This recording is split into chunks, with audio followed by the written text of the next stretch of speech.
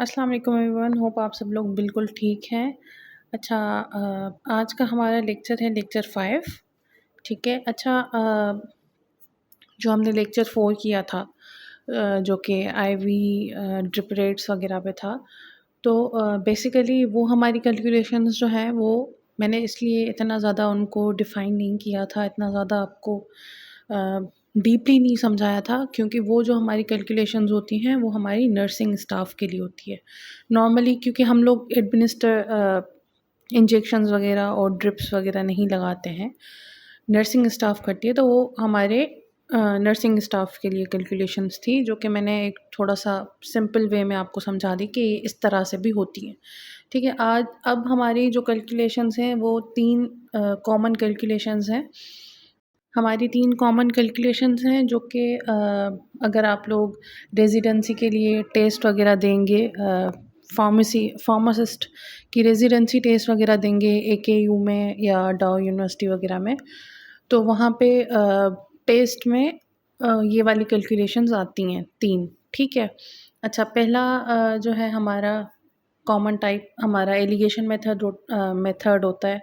दूसरा होता है क्रिएटिनिन क्लीयरेंस, जो कि नॉर्मली आपको पता होगा कि हम क्रिएटिनिन क्लीयरेंस क्यों करते हैं। उसके बाद है यूनिटरी मेथड। अच्छा, क्रिएटिनिन क्लीयरेंस जो है हमारी, वो नॉर्मली हमारी रीनल पेशेंट्स के लिए होती है, और यूनिटरी मेथड का भी सेम ही है।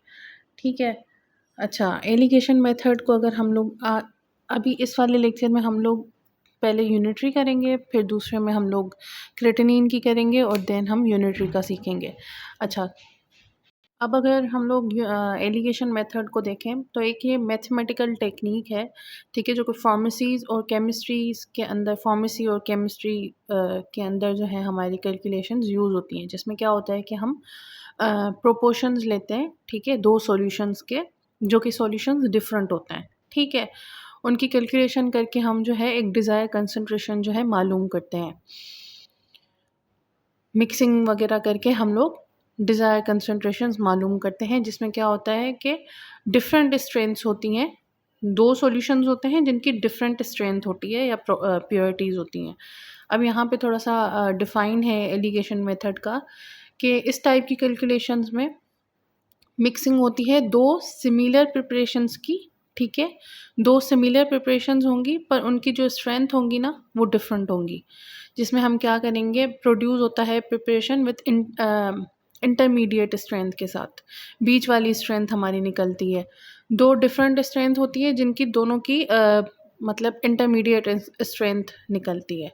अब ये जो वर्ड है हमारा एलिगेशन, ये हमारा लैटिन वर्ड से लिया गया है, जिसका मतलब है अटैच करना, ठीक है, एक्ट ऑफ अटैचिंग, जिसमें अब अगर देखें, refers to the line drawn during calculation to bind the quantities together. अब इसका जो मतलब है वो आगे आपकी कैलकुलेशन में आपको समझ आ जाएगा कि किस तरह से हम ड्रॉ करते हैं लाइंस वगैरह, और किस तरह से इसको अटैचिंग बोला जाता है, ठीक है। अच्छा, मेथड अगर हम देखें, तो इस तरह से जो यहाँ पे पिक्चर बनी हुई है, अच्छा, ये वाली पिक्चर जो यहाँ पे बनी हुई है मेथड की, ये आपको सिर्फ डिफ़ाइन करने के लिए है, ठीक है। ये सिर्फ आपको समझाने के लिए है कि किस तरह से आपको कैलकुलेशंस जो मिली हुई होंगी, उसको आपको किस तरह से अ, लगाना है, ठीक है, किस तरह से आप लगा के कर सकते हैं। अब यहाँ पे ये जो आप लाइन्स वगैरह देख रहे हैं, इसी को ही पिछली वाली स्लाइड में हमने कहा है, यहाँ पे एक्ट ऑफ अटैचिंग, ठीक है। इसका मतलब है, जिस तरह से हम यहाँ पे ये वाली लाइन्स है ना, इन्हीं को ही बोला गया है, ठीक है, जो कि आगे आपको समझ आ जाएगी दूसरे वाले में। अच्छा, अब यहाँ पे अगर हम देखें, यहाँ पे इंटरमीडिएट कंसंट्रेशन है, ठीक है, जो कि हमारे पास प्रॉब्लम में अवेलेबल होती है। अगर हम आगे एग्जांपल देखेंगे, वहाँ पे हमें इंटरमीडिएट कंसंट्रेशन अवेलेबल होगी, ठीक है। कभी-कभी हमारे पास ये दोनों अवेलेबल होती हैं, जैसे higher concentration and lower concentrations हमें दोनों मिली हुई होती हैं प्रॉब्लम के अंदर। कभी-कभार हमें सिर्फ हायर कंसंट्रेशन और इंटरमीडिएट कंसंट्रेशन मिली हुई होती है। जिसमें हमने हमेशा लोअर कंसंट्रेशन को अगर नहीं मिली हुई, इन केस हमें नहीं मिली हुई है तो हम ज़ीरो कर देते हैं, ठीक है। अगर मिली हुई होती है तो हम लोग रखते हैं लोअर अब लोअर नाम से ही आपको पता चल जाएगा कि इसकी जो होगी कंसंट्रेशन वो लो में होगी, मतलब नंबर, इसका जो हम नंबर लेंगे वो हमेशा लो में होगा। अगर हमारे पास अवेलेबल स्ट्रेंथ है 20 और 15, तो हम लोग हमेशा लोअर कंसंट्रेशन में 15 को लेंगे और हायर कंसंट्रेशन में 20 को लेंगे, या अगर 30 होगा तो 30 लेंगे, ठीक है। इंटरमीडिएट कंसंट्रेशन हमें मिली हुई होगी। अब नेक्स्ट प्रॉब्लम हम लोग देख लेते हैं तो फिर उसमें आपको समझ आ जाएगी। अच्छा, अब ये एग्ज़ाम्पल है एक इसके बाद मैंने सॉल्व करके भी लगाया है, तो अभी मैं आपको नॉर्मली ये समझा देती हूँ। अब यहाँ पे है prepare 600 ml of 60% of volume by volume alcohol from 95% of volume by volume alcohol. अब यहाँ पे 600 ml हमें मिली हुई है, 600 ml ऑफ 60% जो है हमारा, वो हमारी इंटरमीडिएट कंसंट्रेशन है जो कि हमारे पास अवेलेबल है, ठीक है, जो कि हमने यहाँ पे रखनी है। इंटरमीडिएट वाले सेक्शन में हमने रखनी है। यहाँ पे इंटरमीडिएट कंसंट्रेशन है, यहीं पे हमने अपनी अवेलेबल स्ट्रेंथ रखनी है। हमारे पास 600 ml ऑलरेडी प्रिपेयर है, हमें प्रिपेयर करने हैं, बनाने हैं 600 ml ऑफ 60%। 60% हमारे पास अवेलेबल स्ट्रेंथ हो जाएगी, ठीक है जी। तो हम वहाँ पे इंटरमीडिएट कंसंट्रेशन की जगह पे हम अपनी 60 को रखेंगे, ठीक है। उसके बाद हमारे पास हमें बनाना है अल्कोहल फ्रॉम 95% ऑफ अल्कोहल। 95, अगर जैसे मैंने पिछली स्लाइड में बताया कि लोअर कंसंट्रेशन अगर हमारे पास अवेलेबल नहीं होती है तो हम उसको ज़ीरो में रखते हैं, ठीक है। तो यहाँ पे 95 है जो कि हमारे पास हायर कंसंट्रेशन में आ जाएगा, ठीक है। और उसके अलावा क्योंकि हमारे पास लोअर कंसंट्रेशन अवेलेबल नहीं है तो हम ज़ीरो रखेंगे। अगर यहाँ पे ऐसा होता कि 95% एंड 10%, तो 10 हमारा जो होता वो लोअर कंसंट्रेशन में चला जाता क्योंकि वो छोटा है, ठीक है, 95 से छोटा है, तो हम लोअर कंसंट्रेशन में उसी को ही लेंगे। अब यहाँ पे क्योंकि मैंने दूसरे एग्जाम्पल में आपको समझाया है तो आपको समझ आ जाएगा, ठीक है। पर ये है कि जब हमारे पास 2 स्ट्रेंथ हमारे पास अवेलेबल हों, जैसे यहाँ पे हमारे पास सिर्फ 60 तो हमारे पास ऑलरेडी बनी हुई कंसंट्रेशन है, तो हम वो इसमें रखेंगे इंटरमीडिएट में, ठीक है। और हमारे पास उसके अलावा अवेलेबल सिर्फ 95% है, दूसरी अवेलेबल नहीं है, तो यहाँ पे हम उसको ज़ीरो कर देंगे, लोअर कंसंट्रेशन। अब यहाँ पे हमने अपनी हायर कंसंट्रेशन रखनी है, ठीक है, 95, और यहाँ पे हमने रखनी है अपनी लोअर कंसंट्रेशन, क्योंकि हमारे पास अवेलेबल नहीं है तो हम उसको ज़ीरो में लेते हैं, ठीक है। अब क्या करना है, ये 95 और 60 आपको नज़र आ रहा है, हमारी हायर कंसंट्रेशन में से हमने इंटरमीडिएट कंसंट्रेशन को माइनस करना है, ठीक है। यहाँ रहा, ये रहा, 95 माइनस 60 करेंगे तो हमारे पास 35 आ जाएगा, ठीक है। और यहाँ वाली कंसंट्रेशन जो है हमने 60 में से 0 माइनस किया तो 60 हो जाएगा ऑब्वियसली। अब ये इस तरह से हमने जो है कैलकुलेशंस करनी है। कैसे? सबसे पहले आपने यहाँ पे अपनी इंटरमीडिएट कंसंट्रेशन को रखना है, ठीक है, जो कि हमारे पास 60 है।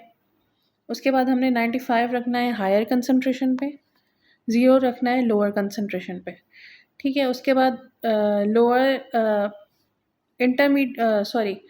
हायर को इंटरमीडिएट में से माइनस करना है, लोअर को इंटरमीडिएट में से माइनस करके यहाँ पे हमने आंसर बनाना है, जो कि ये है। इसके आगे कैलकुलेशन जो है वो मैंने खुद से प्रॉब्लम सॉल्व करके लगाया है, तो मैं आपको उसमें से समझा देती हूँ।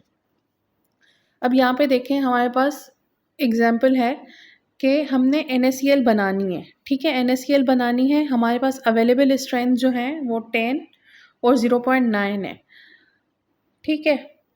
यहाँ पे हमने अवेलेबल हमें मिली हुई है 10 और 0.9। यहाँ पे ये हमारी जो होगी 3% ऑफ 60 ml, मतलब हमारे पास ये अवेलेबल है 3%, ठीक है।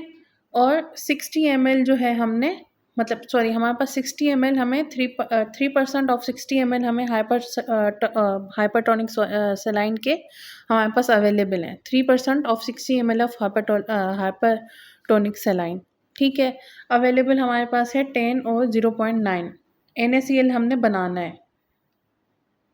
अवेलेबल भी हमारे पास परसेंट है और mls भी हमें मिले हुए हैं। अब क्या होगा, जैसे मैंने आपको बताया इंटरमीडिएट कंसंट्रेशन को हमने हमेशा बीच में रखना है। ये हमारे पास अवेलेबल इंटरमीडिएट कंसंट्रेशन है 3, जो कि हमने नीचे रखी, बीच में रखी है सेंटर में। उसके अलावा हमारे पास अवेलेबल स्ट्रेंथ जो है वो 10% और 0.9% है, ठीक है। 10 क्योंकि 0.9 से बड़ा है तो हम हायर कंसंट्रेशन ऊपर की तरफ रखेंगे, ठीक है।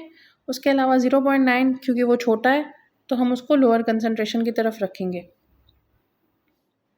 उसके बाद हायर कंसंट्रेशन को, अवेलेबल जो हमारे पास हायर कंसंट्रेशन है उसको हमने 3 से माइनस करना है।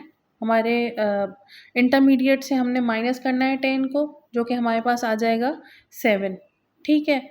उसके बाद हम 0.9 को 3 से करेंगे माइनस, तो हमारे पास आ जाएगी अवेलेबल 2.1, ठीक हो गया।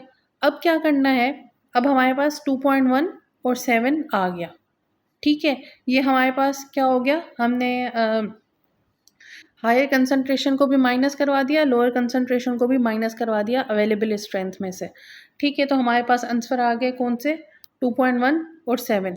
अब ये जो हमारे पास अवेलेबल आंसर आए हैं ना 2.1 और 7, उसको हमने ऐड कर देना है।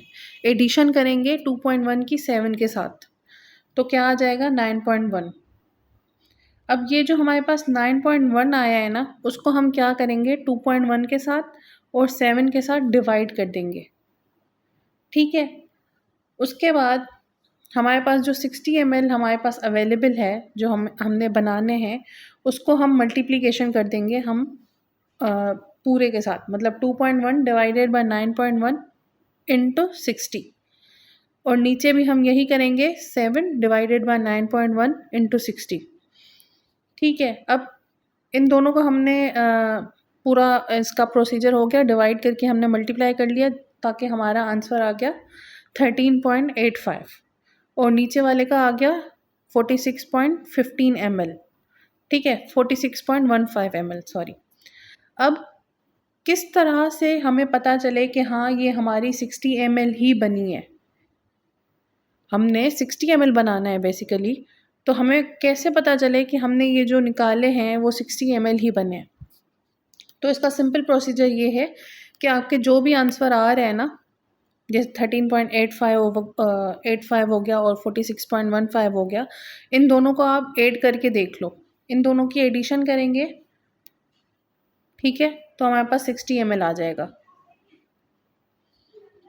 अगर ये दोनों नहीं आते, इन केस कि आपकी जो है कैलकुलेशन जो भी निकल रही है, उन दोनों को अगर आप एडिशन करोगे तो आपके 60 ml नहीं बन रहे, तो मतलब आपने थोड़ी सी मिस्टेक की है डिवाइड और मल्टीप्लिकेशन में।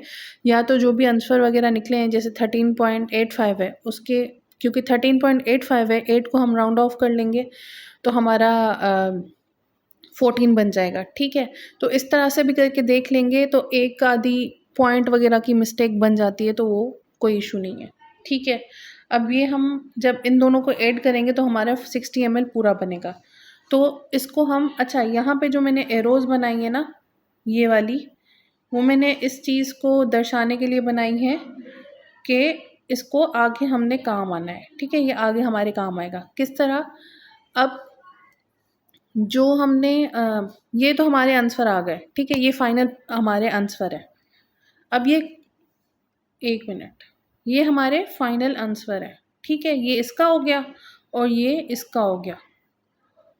थोड़ा सा कलर चेंज कर लेते हैं, ये इसका हो जाएगा पूरा आंसर और ये हमारा इसका हो जाएगा 0.9 का।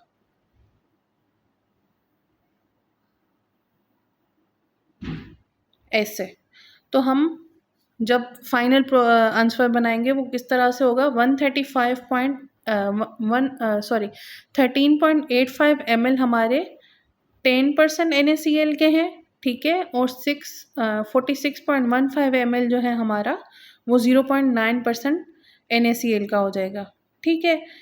अब हमने क्या करना है, 13.85 ml NaCl का और 46.15 ml हमने 0.9% NaCl का लेके हम 60% 60 ml ऑफ 3% बनाएंगे, ठीक है। मतलब to make 60 ml of 3% we will take 13.85 ml of 10% NaCl and 46.15 ml of 0.9%, ठीक है जी।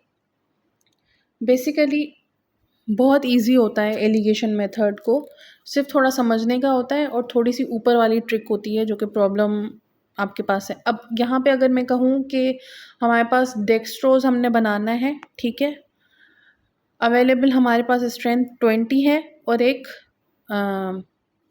नहीं है, हमारे पास एक हमें अवेलेबल है, मतलब हमारे पास जो अवेलेबल स्ट्रेंथ है वो सिर्फ 20 है और 10% ऑफ 60 ml हमने बनाने हैं, ठीक है। तो हम क्या करेंगे, 10% ऑफ 60 ml तो हम यहाँ पे 10 रखेंगे अपना, ठीक है। अवेलेबल हमारे पास जो स्ट्रेंथ थी वो 20 थी, तो यहाँ पे हम 20 रखेंगे, ठीक हो गया, क्योंकि बड़ा है और ऊपर से हमारे पास अवेलेबल स्ट्रेंथ सिर्फ एक ही मिली हुई है, तो हम हायर कंसंट्रेशन में ही रखेंगे 20 को। उसके अलावा क्योंकि हमें दूसरी कंसंट्रेशन नहीं मिली हुई है, तो हम क्या करते हैं, अगर हमें कंसंट्रेशन नहीं मिली हुई होती है तो हम हमेशा ज़ीरो दूसरी कंसंट्रेशन को ज़ीरो करके लेते हैं, ठीक है। तो यहाँ पे हम ज़ीरो कर देंगे, जहाँ पे हमने 0.9 ली है वहाँ पे क्योंकि हमारे पास लोअर कंसंट्रेशन नहीं है तो हम उसको ज़ीरो में कन्वर्ट कर देंगे, मतलब ज़ीरो ले लेंगे, ठीक है। उसके अलावा फिर वही हो जाएगा कि 20 को हमने यहाँ पे हमने 10 लिया था, अवेलेबल कंसंट्रेशन हमारे पास 10 थी, 10% ऑफ 60 ml बनाना था, तो यहाँ पे समझें 10 है और यहाँ पे 20 है, तो फिर यहाँ पे माइनस करके हमारा हो जाएगा 10 और यहाँ से 0 से हम 10 करेंगे तो 10 ही हो जाएगा, ठीक है। तो होप आप सबको आज का लेक्चर समझ आ गया होगा और कोई अगर इशू हो तो आप कमेंट सेक्शन में पूछ लीजिएगा, ठीक है, फिर मैं रिज़ॉल्व करवा दूँगी जो भी इशू होगा, ठीक है। अच्छा, फिर से मैं एक बार समझा दूँ, अवेलेबल स्ट्रेंथ हमारे पास 10 है तो हम हायर कंसंट्रेशन में रखेंगे, लोअर हमारे पास 0.9 है क्योंकि हमारे पास 2 कंसंट्रेशन इसमें मिली हुई हैं, अगर नहीं होती तो हम 0 कर देते, यहाँ पे मिली हुई है 0.9 तो हम 0.9 को लोअर कंसंट्रेशन में रखेंगे। अगर 0.9 की जगह 5 होता, 10 और 5 अवेलेबल होता, तब भी हम 5 को नीचे ही रखते लोअर में क्योंकि वो छोटा था, ठीक है। हमेशा बड़े को ऊपर रखेंगे, छोटे को नीचे रखेंगे। तो होप आप सब लोग को आज का लेक्चर समझ आ गया। कोई भी इश्यूज़ हो, कोई भी कुछ सवाल वगैरह पूछना हो तो आप कमेंट सेक्शन में पूछ लीजिएगा, ठीक है। अल्लाह हाफ़िज़।